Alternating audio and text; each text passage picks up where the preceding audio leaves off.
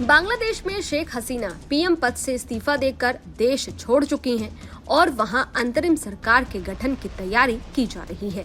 इस्तीफा देने के बाद शेख हसीना वायुसेना के विमान से गाजियाबाद के हिंडन एयरबेस पहुंची। यहां राष्ट्रीय सुरक्षा सलाहकार अजीत डोभाल ने उनसे मुलाकात की। पहले खबर सामने आ रही थी कि हसीना दिल्ली से लंदन जाएंगी, मगर देर रात तक लंदन जाने के उनके प्रोग्राम में कुछ चेंजेस हुए।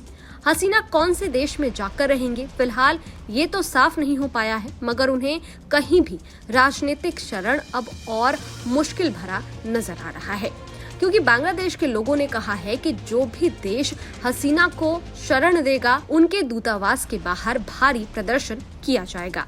शेख हसीना लंदन जाएंगी या नहीं, इस पर यूके का बयान सामने आया है। दरअसल हसीना के दिल्ली से लंदन जाने की सूचना अधिकारियों ने पहले दी थी, लेकिन बाद में बताया गया कि आगे की प्लानिंग अभी साफ नहीं है।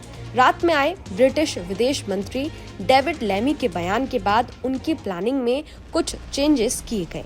लंदन में लेमी ने कहा था कि बांग्लादेश में पिछले 2 हफ्तों में अभूतपूर्व स्तर की हिंसा और जनहानि देखी गई है। अब सभी पक्षों को हिंसा खत्म करने, शांति बहाल करने और आगे किसी तरह की जनहानि को रोकने के लिए मिलकर काम करने की आवश्यकता है।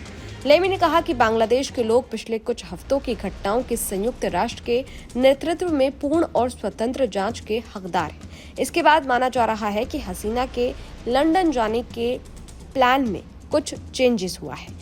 अजीत डोभाल से मुलाकात के बाद शेख हसीना को सुरक्षित जगह पर ले जाया गया।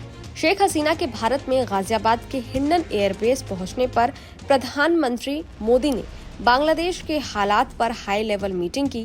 कैबिनेट समिति की इस हाई लेवल बैठक में केंद्रीय गृह मंत्री अमित शाह, रक्षा मंत्री राजनाथ सिंह, विदेश मंत्री एस जयशंकर, वित्त मंत्री निर्मला सीतारमण, एनएसए अजीत डोभाल के अलावा कैबिनेट सचिव राजीव गौबा, पीएम के प्रमुख सचिव PK Mishra, research and analysis wing के प्रमुख रवि सिन्हा और इंटेलिजेंस ब्यूरो के निदेशक तपन डेका मौजूद थे।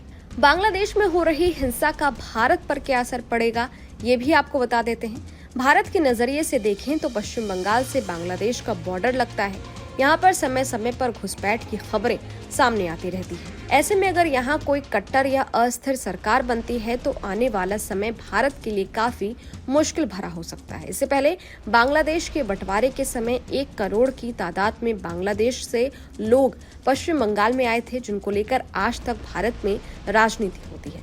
इसके साथ ही भारत ने हाल ही में बांग्लादेश के साथ मोंगला बंदरगाह को लेकर समझौता किया था, जिसको चीन के लिए एक अहम चुनौती माना जा रहा था। इसके माध्यम से भारत बांग्लादेश हिंद महासागर के पश्चिमी और पूर्वी किनारों पर मजबूत पकड़ बनाने में कामयाब हुआ था, लेकिन जिस तरह से वहां पर शेख हसीना की सरकार का तख्ता पलट हुआ है, उससे आने वाले समय में ये परियोजना थोड़ी अधर में लटक सकती है। खैर, ये वीडियो आपको कैसा लगा, इस वीडियो पर आपकी क्या राय है, कमेंट बॉक्स में जरूर बताइएगा। देश और दुनिया की तमाम खबरों के लिए देखते रहिए न्यूज नेशन डिजिटल। शुक्रिया। न्यूज नेशन अब व्हाट्सएप पर खबरों के ताजा अपडेट के लिए न्यूज नेशन के इस QR कोड को स्कैन करें।